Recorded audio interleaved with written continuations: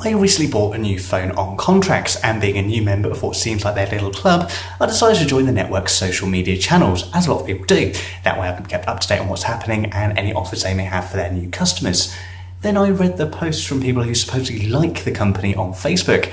I can tell you there wasn't much love out there for one of the country's biggest mobile operators, and at first I thought, I'm on a 2-year contract with these guys. What the hell have I done?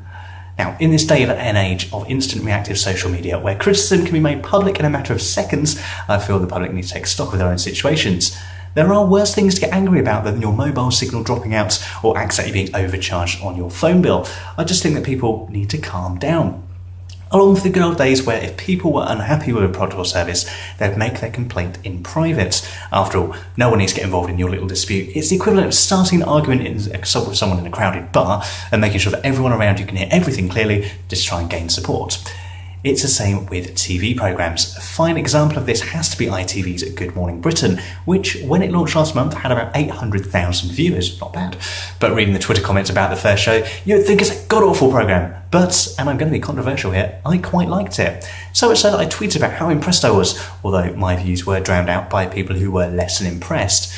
Whilst I'm on the subject, I don't understand people who complain about what they see on telly. If the quality isn't to someone's taste, why whinge about it?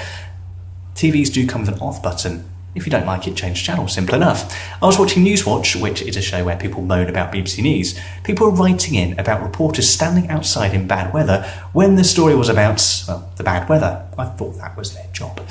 Now, pulling out the customer service business Bible, I don't own a physical copy, but I've worked for the public long enough to know. If someone is happy with something, they'll tell about 2 people. If someone is unhappy, they'll tell about 10. I'm not too sure about the exact figures, just take it as a rough guide.